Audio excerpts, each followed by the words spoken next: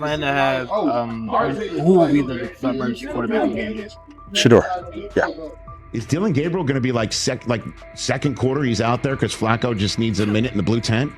Yeah, that feels likely. And if it's Shedeur Sanders and he starts balling, then what?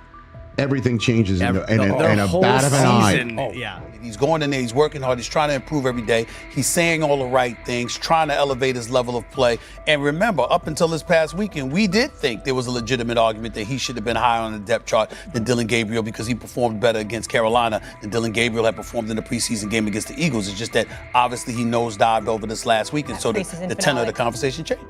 He really hasn't done it. I mean, he hasn't gotten in any trouble. I mean, he hasn't been saying the wrong things. He hasn't been a less than a model citizen focused on, being the best that he can be. He hasn't done anything. So I think that when we look at it, he's going in there, he's working hard, he's trying to improve every day. Kevin Stefanski made it clear that Shedeur Sanders will keep getting opportunities regardless of any new additions, identifying him as the club's emergency option moving forward. That stance set off fresh debate. If the Browns didn't plan to lean on Bailey Zappi, why bring him in at all? Zappi wasn't signed to be the starter. He's roster insurance, a safety net if the season throws a curveball. In practice, this points to Shedeur remaining the next man up at quarterback 1 if circumstances demand it. Cleveland's decision to add Bailey Zappi looks like a depth play, rather than a push to crown a new starter. It's a precaution meant to reduce the risk of getting thin at quarterback over a long season. By signing Zappi, the Browns keep their options open without committing to a full reset at the position. The move isn't about replacing Shedeur Sanders or Dylan Gabriel. It's about maintaining coverage in case injuries or other issues hit the room. Overall, the message is simple. Shedeur stays in the primary development and contingency lane, while Zappi provides stability and flexibility behind the scenes. I like the fact that they have him there.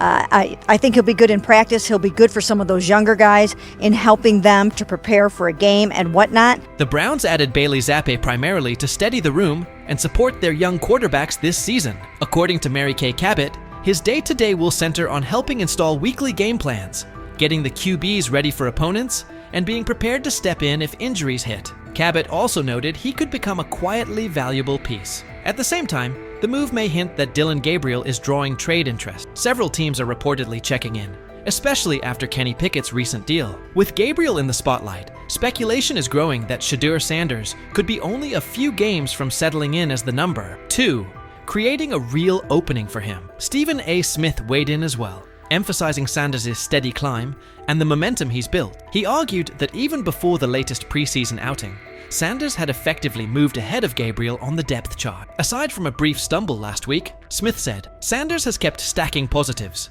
communicating cleanly with teammates, and staying locked on development. In his view, the Browns recognize Sanders' upside and are banking on continued growth as he evolves into a more impactful presence in the near future. He really hasn't done it. I mean, he hasn't gotten in any trouble. I mean, he hasn't been saying the wrong things. He hasn't been a less than a model citizen focused on, being the best that he can be. He hasn't done anything. So I think that when we look at it, he's going in there, he's working hard, he's trying to improve every day. Stephen A. Smith underscored Shedeur Sanders' steady rise, emphasizing the real momentum behind his development. He said that even before the most recent preseason game, it was apparent Sanders had edged ahead of Dylan Gabriel on the depth chart. Smith added that, aside from a brief setback last week, Sanders has remained unbeaten, strengthened his communication with teammates, and is fully locked in on refining his craft. In Smith's view, the Browns clearly recognize Sanders' immense upside and are counting on him to keep growing into a more impactful, commanding presence as time goes on, a trajectory that reflects both his poise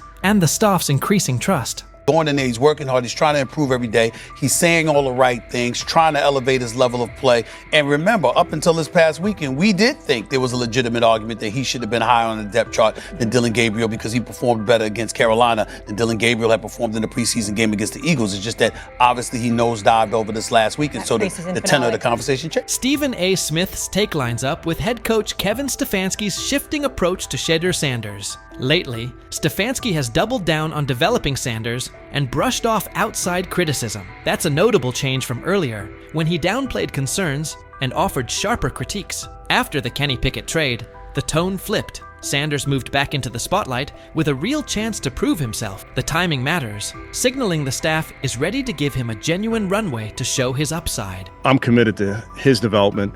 just like all of our rookies. So we'll continue to focus on getting our guys better.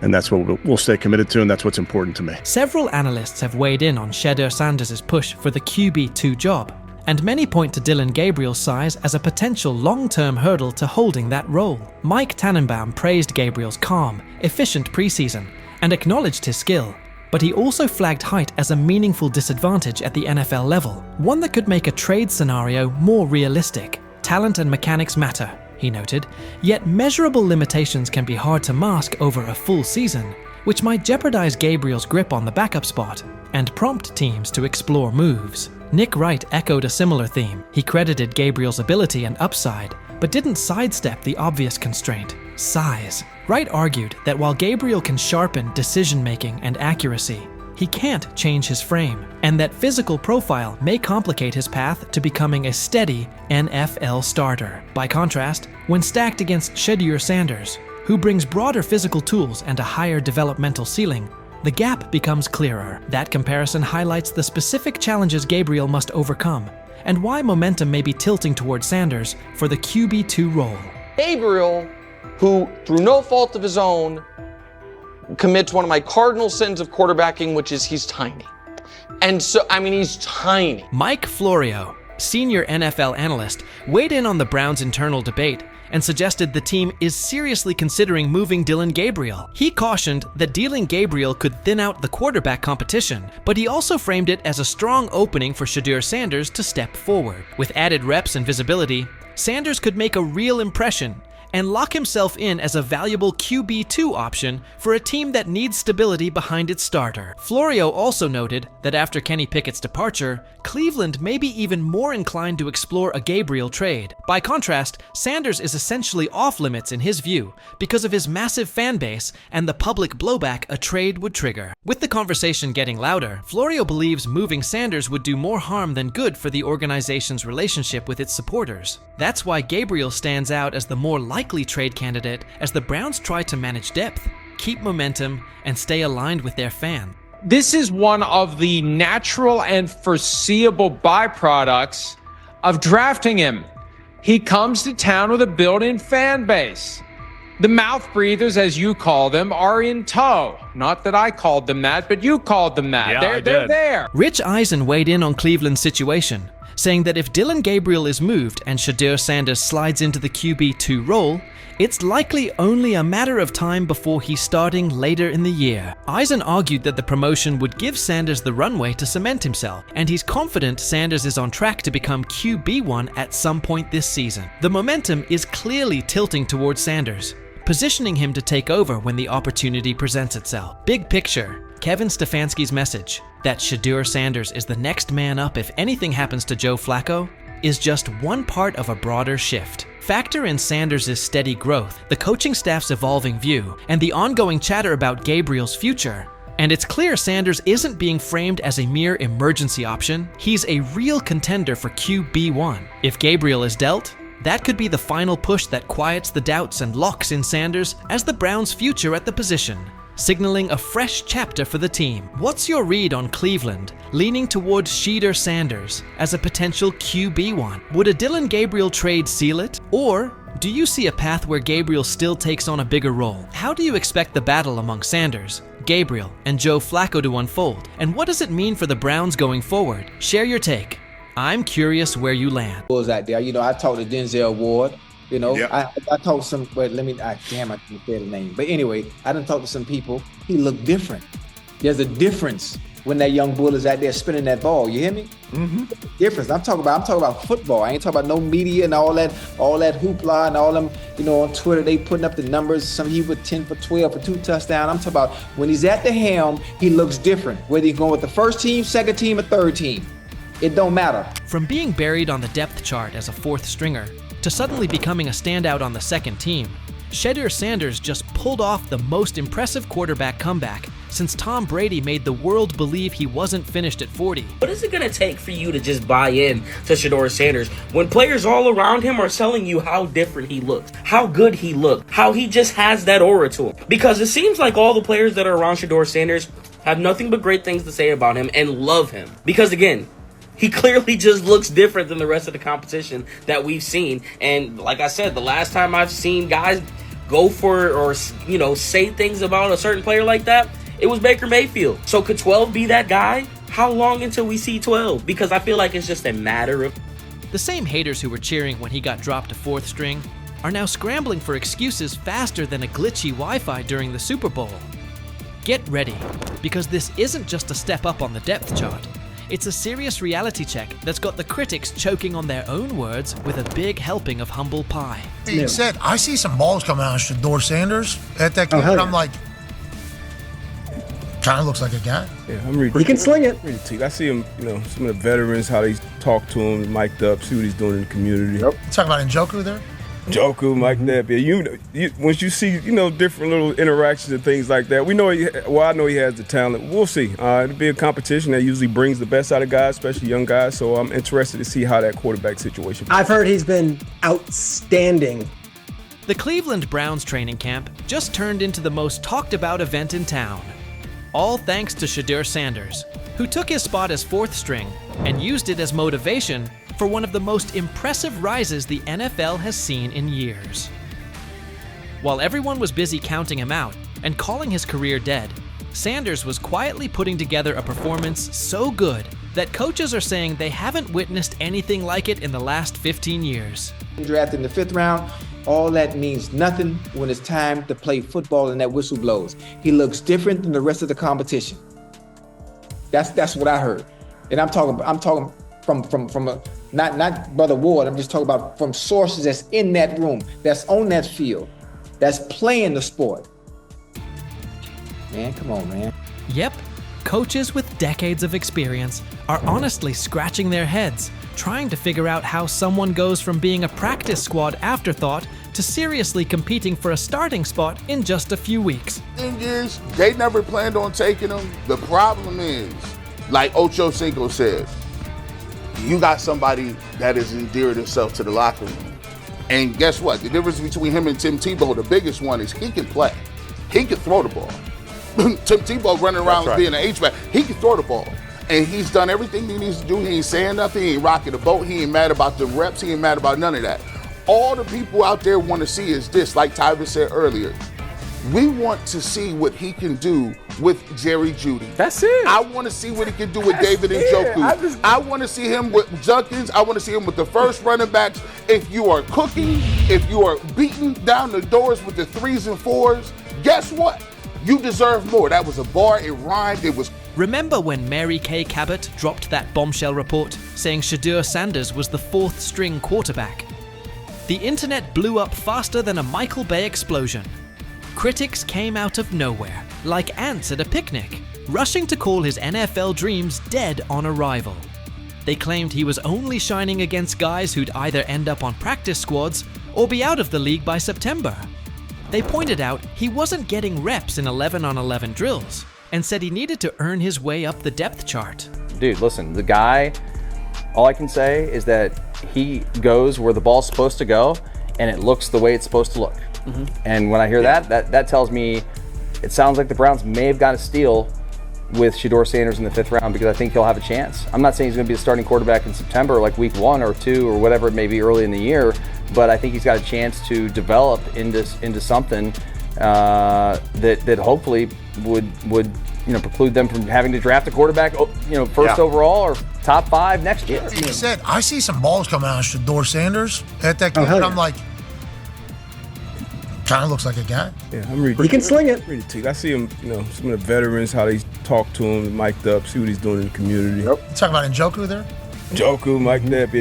Yeah, once you see, different little interactions and things like that, we know I know he has the talent. We'll see. It'll be a competition that usually brings the best out of guys, especially young guys, so I'm interested to see how that quarterback situation. I've heard he's been outstanding.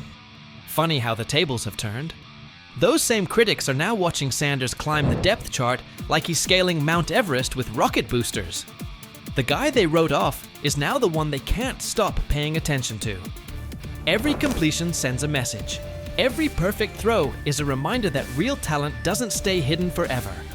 And with every practice, he's showing that maybe, just maybe, the Browns stumbled upon their hidden gem.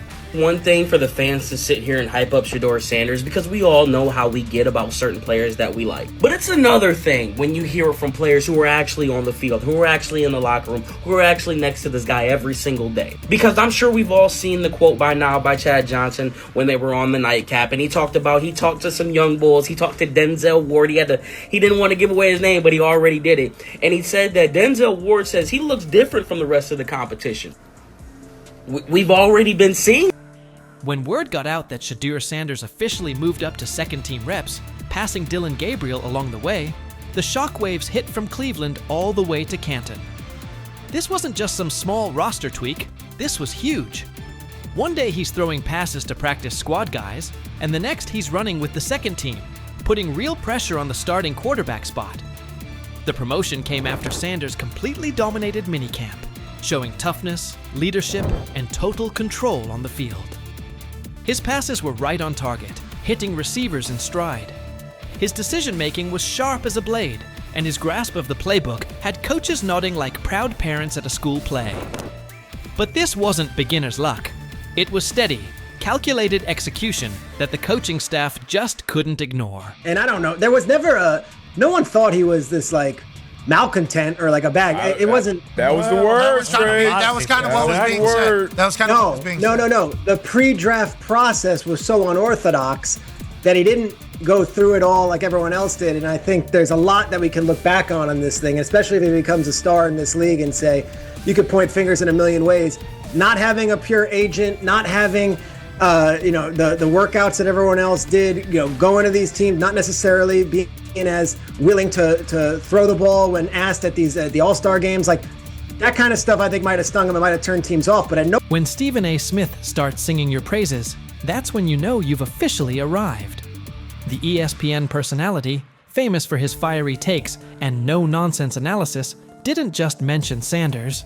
He gave him the full Stephen A. treatment. He praised Sanders not only for his top-tier football skills, but also for the intangibles that separate the good from the great. This kid's mindset puts him ahead of the pack, Stephen said, with the confidence of someone who's seen enough football to spot greatness from a mile away. He pointed out Sanders' composure, mental toughness, and relentless drive to compete at the highest level. When Stephen A. says, "It's not just about throws and stats anymore," you better believe the whole football world is paying attention. All this stuff wasn't made up. I covered the draft for ESPN. I'm sitting on the desk. It's Shefty, it's Mel, it's me, it's Lewis. I heard some of the same things that Deion Sanders is talking about. And S.A. and Cantor, you know this, we all have relationships. We all have people who tell us information, they help us prepare to do our job.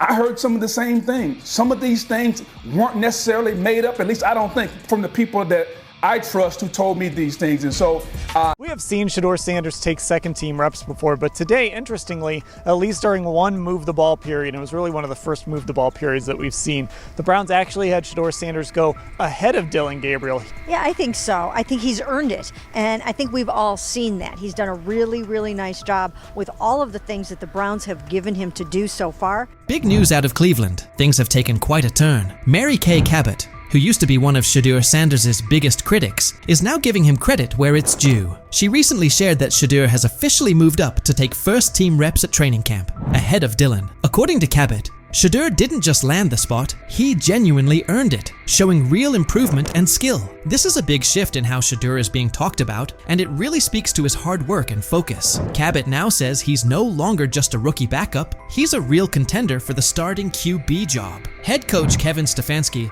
has reportedly approved Shedeur for those first-team reps, which are expected to start next month. It's a big step forward, and a clear sign that Shedeur is ready to compete at the top level. As we get closer to the season, all eyes will be on Shedeur to see if he can lock in that starting role. But it wasn't always this way. Back during minicamp and OTAs, Cabot was one of his toughest critics. She constantly labeled him as a fourth-team quarterback and argued that he wasn't getting the reps he needed to show what he could do. For a while, she seemed like one of the the only media figures not sold on his potential. While most of the coverage was backing Shedeur, Cabot stood firm in her doubts about whether he was truly ready. The way it played out yesterday is the way that I thought it would, is that Shedeur right now is the fourth team quarterback. He did not take any team reps yesterday. Sometimes there's misinformation that comes out of an OTA like that, but he just did not take any team reps.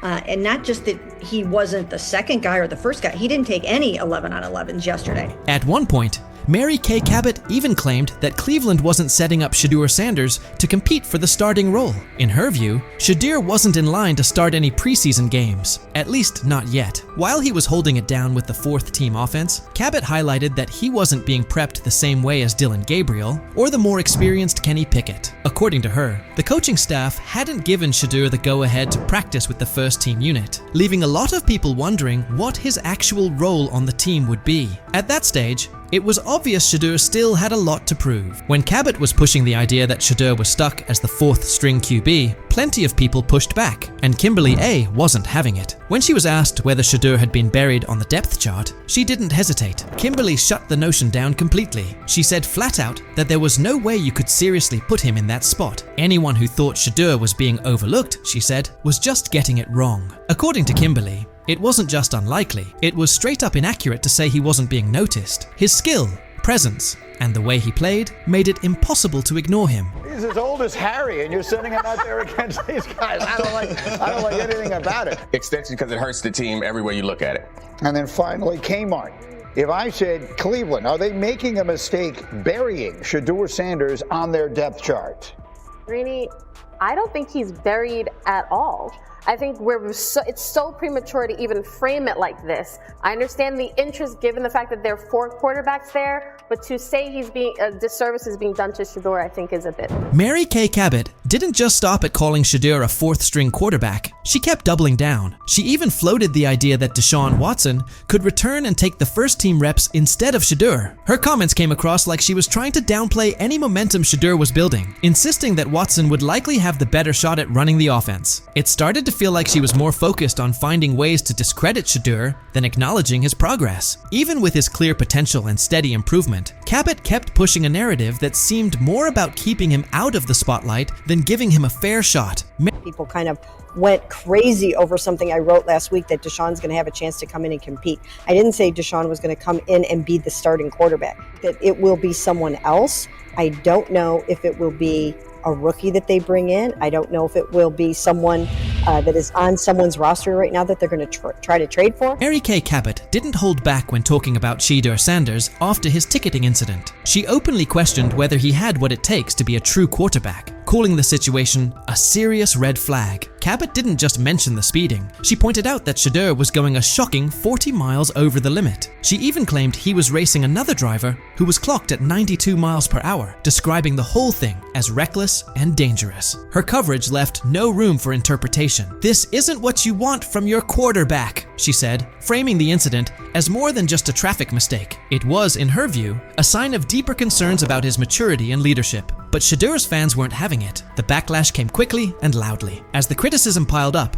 Cabot eventually shut off her comments, clearly seeing that the narrative she'd been pushing was falling apart. She started to realize that sticking to her stance would only hurt her credibility, especially with Shedeur continuing to prove himself. Recognizing that it's okay to change course when the facts do, Cabot finally gave Shedeur his due. She acknowledged his obvious talent and the progress he's made, fully backing him now as a key part of the Browns' quarterback picture. After everything, she had to face the reality. Shedeur Sanders was the real deal. She admitted he had pulled ahead of Dillon Gabriel on the depth chart and was now getting first-team reps. The work Shedeur had put in, the strides he made, and the undeniable skill he showed on the field couldn't be ignored anymore. Cabot came to terms with what had become crystal clear. Shedeur was a serious contender for the starting quarterback job. His moment had arrived. Seen Shedeur Sanders take second-team reps before, but today, interestingly, at least during one move-the-ball period, it was really one of the first move-the-ball periods that we've seen, the Browns actually had Shedeur Sanders go ahead of Dillon Gabriel. Yeah, I think so. I think he's earned it,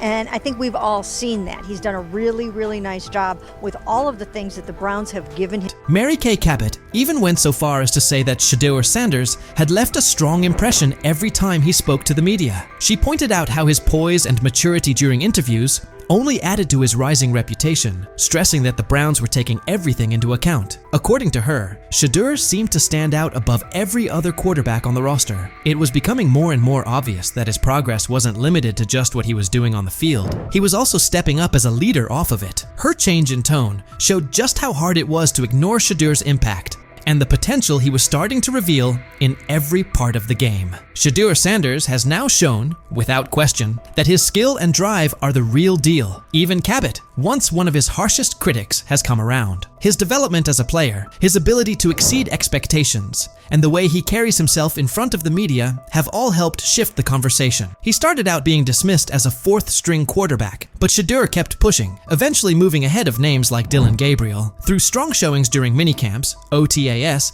and the lead up to the season, he's proven he's ready for the spotlight. And it's not just Mary Kay who's flipped her stance. A lot of people who once doubted him are now among his loudest supporters, giving him credit for the growth he's shown and the potential he brings to the team. Shedeur's rise has been all about resilience. He's turned criticism into motivation, and that dedication has earned him respect. His progress isn't just about football, it's also about the leadership and maturity he's displayed along the way. As Shedeur keeps growing, it's clear he's not just another rookie, he's on track to become a breakout star. What do you think? Has Shedeur truly earned his spot as a starting QB contender, or is there still more work to do? Was Mary Kay right to change her opinion, or should she have stuck with her original take? What do you think was the turning point that flipped the script for Shedeur? And do you believe this support he's getting will keep building as the season goes on?